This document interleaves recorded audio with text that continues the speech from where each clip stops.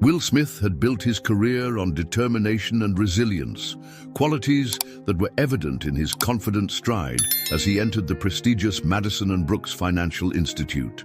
The marble floors echoed beneath his impeccably polished shoes, his tailored suit a testament to his success. Yet as he moved through the bank's elegant interior, an invisible barrier seemed to materialize around him.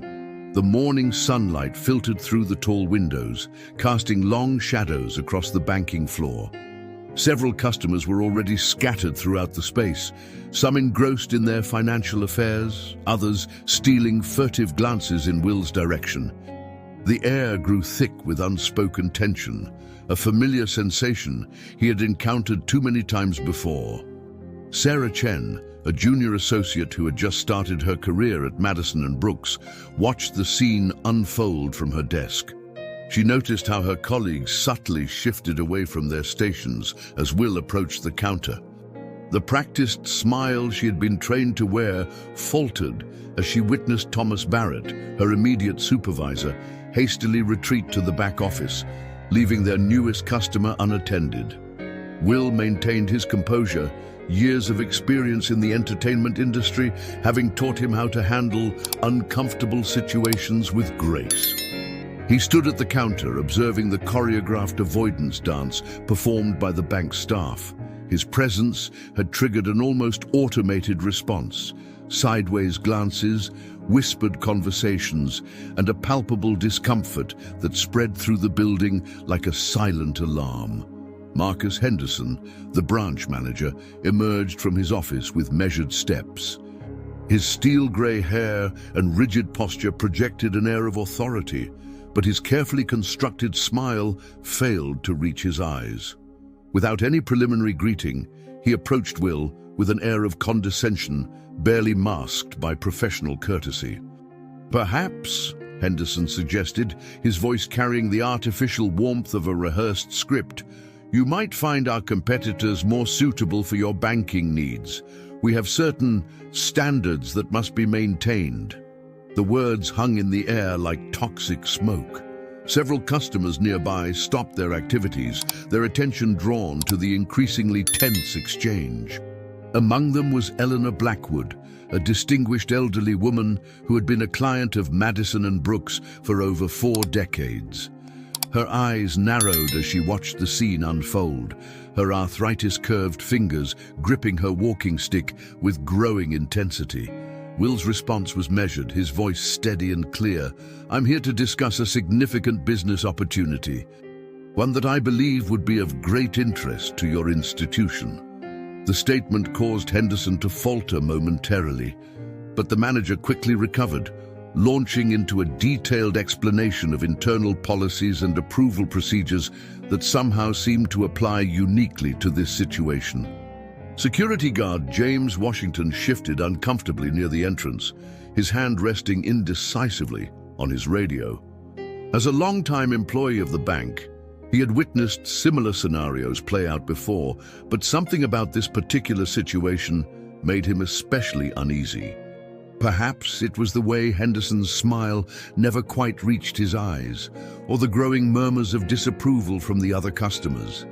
The tension in the room continued to build as Henderson's dismissive attitude became increasingly apparent. Several customers had begun recording the interaction on their phones, while others exchanged knowing looks. The banking floor had transformed into an impromptu stage, with Will Smith and Marcus Henderson as unwitting performers in a drama that was about to take an unexpected turn.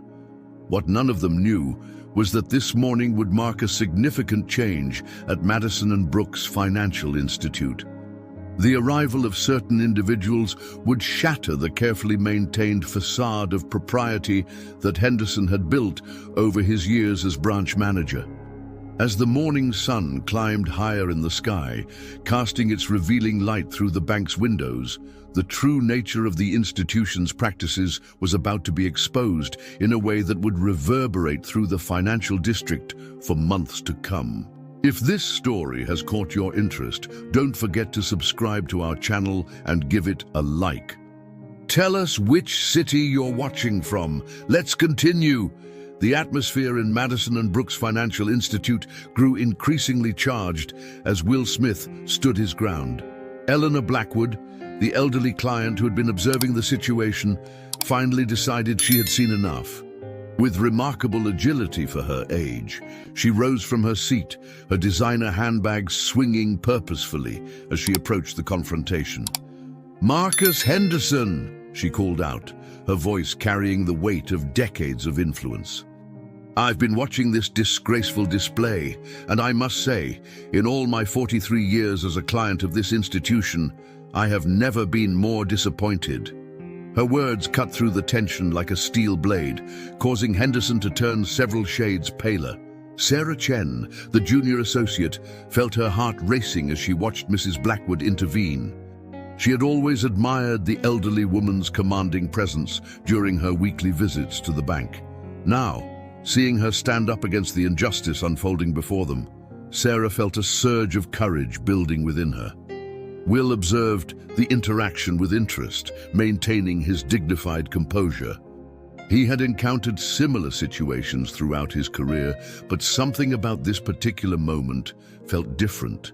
Perhaps it was the way the other customers were responding, or the subtle shift in the atmosphere as more people began to voice their disapproval. "Mrs. Blackwood?" Henderson attempted to regain control, his voice strained. "I assure you this is merely a matter of standard procedures." "Standard procedures?" she interrupted, her voice sharp with indignation. "I suppose these procedures didn't apply when you personally courted my investment portfolio last month? Or when you hosted that elaborate dinner for the Thompson family's business account?" The mention of these high-profile clients caused a ripple of whispers through the banking floor. Several customers nodded in agreement, their own experiences seemingly confirming Mrs. Blackwood's implications. James Washington, the security guard, had now completely abandoned his post near the entrance, his earlier uncertainty replaced by a clear desire to distance himself from Henderson's actions. Suddenly, Sarah Chen's desk phone rang, its sharp trill cutting through the tension. Her hands trembling slightly, she answered it, and her eyes widened at the message she received. "Mr. Henderson," she called out, her voice stronger than she expected. "The board of directors is here for their surprise quarterly inspection." The effect of her announcement was immediate. Henderson's face, already pale, now took on an almost ghostly appearance. The other bank employees scrambled to straighten their desks and adjust their appearances, while customers continued to record the unfolding drama on their phones. Will Smith's expression remained unchanged, but a subtle shift in his posture suggested he was well aware of the significance of this timing. Mrs. Blackwood, standing beside him now, allowed herself a small, knowing smile. She had served on enough corporate boards in her time to understand exactly what was about to happen. Through the bank's revolving doors stepped an imposing group of individuals, led by Catherine Morrison, the newly appointed CEO of Madison and Brooks Financial Group. Her reputation for transforming corporate culture and enforcing strict ethical standards had preceded her appointment, and her presence now seemed particularly fitting. Morrison's sharp eyes took in the scene before her. The clustered customers, the nervous staff, Henderson's obvious discomfort, and most importantly, Will Smith standing at the counter with Mrs. Blackwood by his side. Something in her expression suggested she had been waiting for exactly this kind of situation to present itself. As she approached, the click of her heels on the marble floor seemed to count down the moments until Henderson's carefully constructed world would unravel. What no one in the bank yet realized was that Will Smith's presence that morning was no coincidence, and Catherine Morrison's surprise visit was about to reveal a truth that would reshape not just this branch, but the entire institution's approach to customer service and equality. The stage was set for a confrontation that would prove that sometimes the most powerful changes come not from grand gestures, but from the quiet dignity of those who refuse to accept injustice, and the unexpected allies who choose to stand beside them. Catherine Morrison's presence seemed to electrify the air as she made her way across the banking floor. Her reputation for transforming troubled branches was legendary within the financial sector, but few knew the real reason behind her surprise visit to this particular location. Will Smith's presence was no coincidence. It was part of a carefully orchestrated plan, months in the making. "Will," she greeted warmly, extending her hand. "I see you've arrived right on schedule." Her words caused Henderson to freeze, his earlier confidence completely evaporating. The other board members spread out behind her, their expressions grave as they observed the scene before them. Sarah Chen, watching from her desk, noticed something peculiar. The junior associate recognized one of the board members, Charles Thompson, an African-American executive she had only seen in company newsletters.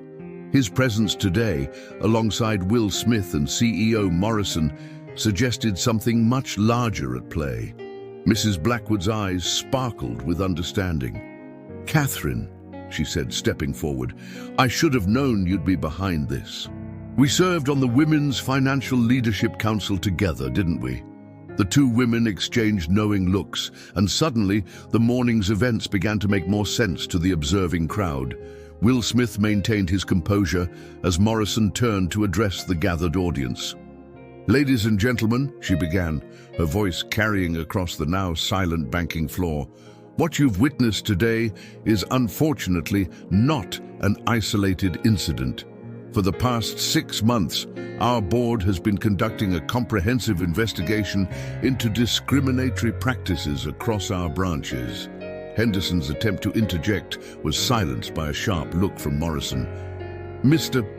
Smith," she continued, "has graciously agreed to assist us in identifying branches where such unacceptable behavior has become normalized. He is not just a potential client, he's our newest board member and head of our corporate ethics initiative." The revelation sent shockwaves through the bank. Customers who had been recording the incident on their phones now lowered them slowly, processing the implications of what they were hearing. Some of the bank employees who had avoided Will earlier now looked positively ill with regret. Sarah Chen stepped forward, her hands clutching a thick folder. "Ms. Morrison," she called out, her voice trembling but determined, I have something you need to see." All eyes turned to the young associate as she approached the group. "I've been documenting similar incidents for the past year. The clients who were turned away, the loan applications that were mysteriously delayed." Charles Thompson moved to accept the folder, his expression both sad and vindicated as he quickly scanned its contents. "This confirms everything we suspected," he said quietly to Morrison. "The pattern is impossible to ignore." Will Smith finally spoke, his voice carrying the weight of personal experience. "What happened to me today isn't about me at all. It's about every person who walked through those doors and was judged not by their character or credentials, but by preconceptions and prejudices." Mrs. Blackwood nodded firmly. "I've seen it happen too many times to count," she admitted. "I just never had the courage to speak up before. Sometimes it takes seeing someone else stand firm to find your own voice." Henderson, now understanding the full scope of what was unfolding, attempted one last desperate defense. "This is all a misunderstanding," he stammered. "We have protocols, procedures." But his words died in his throat as Morrison held up her hand. "The protocols you're so fond of citing, Mr. Henderson, were designed to ensure fair treatment, not justify discrimination. But what's truly revealing is how quickly you were willing to abandon those same protocols when you realized who Will Smith was." The security guard, James Washington, who had been watching everything unfold, suddenly stepped forward. "If you need another witness," he said, his voice strong with resolve, "I have my own stories to tell, years of them." As the morning sun climbed higher in the sky, casting long shadows across the banking floor, it became clear to everyone present that they were witnessing more than just a confrontation. They were seeing the beginning of a transformation. What no one yet realized was that the most shocking revelations were still to come, and Will Smith's role in this unfolding drama was far more significant than anyone had imagined. The tension in Madison and Brooks Financial Institute reached a crescendo as James Washington, the security guard, began sharing his experiences. "For 15 years, I've watched it happen," he said, his voice steady but laden with emotion. "I've seen successful business owners turned away, professionals dismissed, dreams crushed, all because they didn't fit someone's idea of what a Madison and Brooks client should look like." Will Smith listened intently, his presence serving as a catalyst for this long-overdue revelation. Catherine Morrison and the board members had positioned themselves in a semicircle, their attention focused on the unfolding testimonies. The morning's planned inspection had transformed into something far more significant, a public reckoning. Sarah Chen, emboldened by the support around her, stepped forward again. "There's more," she said, pulling up files on her computer. "The system has been programmed to flag certain applications for additional review based on criteria that have nothing to do with financial qualifications." Her hands flew across the keyboard as she projected the data onto the large screen behind the telecounter. The display showed a clear pattern of systematic discrimination hidden behind layers of bureaucratic procedures. Henderson's face grew increasingly ashen as his carefully constructed system was exposed piece by piece. Several board members began taking notes, their expressions grim. Mrs. Blackwood, who had remained by Will's side, suddenly straightened up. "Wait a moment," she said, her voice sharp with recognition. "Those approval codes, they're the same ones used when my grandson's business loan was repeatedly delayed last year. He eventually gave up and went to another bank." Her prestigious family name had never been a barrier, but her grandson's mixed heritage had apparently triggered Henderson's additional review protocols. Charles Thompson, the board member, moved closer to examine the data. "This goes beyond individual bias," he announced, his legal background evident in his precise analysis. "This is a systematic subversion of our corporate inclusion policies, disguised as risk management protocols." Will Smith, who had maintained his characteristic composure throughout the morning, finally shared his own perspective. "When I agreed to join this initiative," he began, his voice carrying the weight of personal experience, "it wasn't just about exposing discrimination. It was about creating real change. But change can't happen until we acknowledge the problem at its root." Catherine Morrison nodded, then turned to address the gathered crowd. "What you're witnessing today is not just about one branch or one manager. It's about confronting a culture that has persisted in the shadows of our financial institutions for too long." Suddenly, a young man burst through the bank's doors, slightly out of breath. He was wearing an expensive suit, but his tie was askew, suggesting he had rushed to get there. "I came as soon as I heard," he said, looking directly at Mrs. Blackwood. It was her grandson, Michael, the same one whose loan application had been repeatedly blocked. Michael's arrival added another layer to the unfolding drama. As a successful tech entrepreneur who had ultimately found funding elsewhere, his presence served as a living testament to the opportunities that Madison and Brooks had wrongfully denied. The fact that his alternative funding had led to a highly successful startup only highlighted the bank's flawed practices. Henderson, watching his carefully constructed world crumble, made one final attempt to salvage the situation. "Everything I did was to protect the bank's interests," he protested weakly.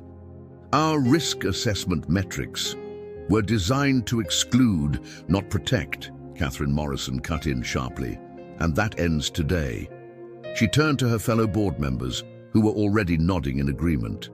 The decision that had been months in the making was about to be announced. But what no one in the bank realized was that Will Smith's involvement was about to extend far beyond this single branch. As the morning sun reached its zenith, streaming through the bank's tall windows, the stage was set for an announcement that would send ripples through the entire financial industry.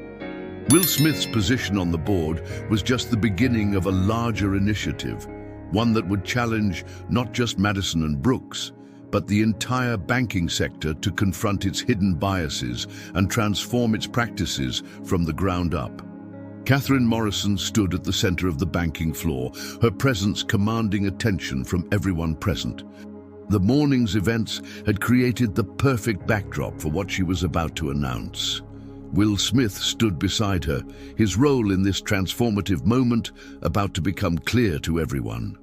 "Ladies and gentlemen," Morrison began, her voice carrying authority and purpose.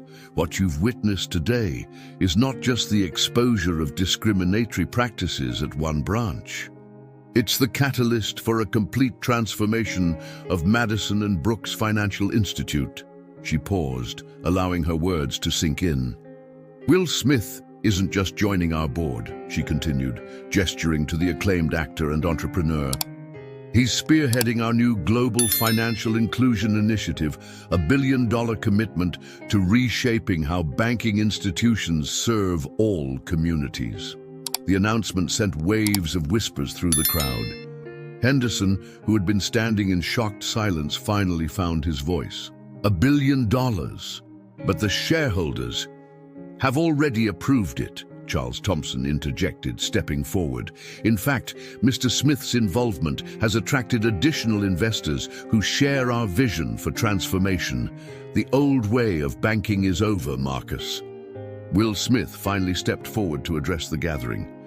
"This initiative isn't just about throwing money at a problem," he explained, his voice carrying the same gravitas that had made him a respected figure both on and off screen. "It's about fundamentally changing how financial institutions interact with all communities. Every person who walks through these doors deserves the same respect, the same opportunities, and the same access to financial services." Sarah Chen, who had been quietly processing everything, suddenly gasped as she looked at her computer screen. "The announcement is already hitting the financial news networks," she said, turning her monitor so others could see. The bank's stock was surging as the markets responded to the initiative's announcement. Mrs. Blackwood's grandson, Michael, stepped forward. "This is exactly what the industry needs," he said, his tech entrepreneur's perspective adding weight to his words. "My company has been developing AI algorithms that can help eliminate bias in loan processing. We'd be honored to partner with the initiative." The offer caught everyone's attention. Will Smith turned to Morrison, who was already nodding in approval. "That's exactly the kind of innovation we're looking to incorporate," she said. "The future of banking needs to combine technological advancement with human empathy." James Washington, still in his security guard uniform, cleared his throat. "Does this mean changes will be happening immediately?" he asked, voicing the question on many employees' minds. "Starting today," Morrison confirmed. "We're implementing immediate changes in policy, mandatory training programs, and a complete overhaul of our lending algorithms. But more importantly," she paused, looking directly at Henderson, "we're changing our leadership structure." The implications were clear. Henderson's face showed the realization that his time at Madison and Brooks was over. But instead of protesting, he slowly removed his nameplate from his desk, finally understanding the magnitude of his failures. Will Smith watched this moment of recognition with a measured expression. "Sometimes," he said, addressing everyone present, "the hardest part of change is acknowledging where we've gone wrong. But what matters most is what we do next." As if on cue, a group of people began entering the bank. Community leaders, small business owners, and financial education specialists. They were all part of the initiative's first phase, ready to begin the work of transformation. Mrs. Blackwood surveyed the scene with satisfaction. "Now this," she said, her voice carrying decades of wisdom, "is what progress looks like." She turned to Sarah Chen, who had been instrumental in exposing the truth. "Young lady, I believe you might be ready for a promotion." The energy in the bank had completely transformed from the tense atmosphere of the early morning. What had started as a confrontation had evolved into something much more significant, the beginning of a revolution in banking culture. But as the various players in this drama took their positions for the next phase, something even more surprising was about to unfold. Will Smith's vision for the Global Financial Inclusion Initiative extended far beyond what anyone in the room could imagine, and the real work was just beginning. The afternoon sun cast a different light on Madison and Brooks Financial Institute, both literally and figuratively. The tension of the morning had transformed into an atmosphere of purposeful activity. Will Smith stood at the center of it all, watching as the first steps of the transformation began to unfold. The Global Financial Inclusion Initiative isn't just about this branch, he explained to the assembled crowd, which had grown as news of the morning's events spread. What happened here today is happening across the country, in different forms, in countless institutions. But today, we start changing that narrative. Catherine Morrison stepped forward, tablet in hand, displaying real-time updates from across the financial sector. "The initiative is already gaining momentum," she announced. "3 other major banks have reached out, expressing interest in joining our efforts. They see the future we're creating and they want to be part of it." Sarah Chen, who had been quietly working at her computer, suddenly stood up. "Mr. Smith, Ms. Morrison, you need to see this," she called out, her voice trembling with excitement. The bank's social media channels were exploding with support. The hashtag #BankingForAll was trending nationwide, with Will Smith's morning stand becoming a symbol for change in the financial industry.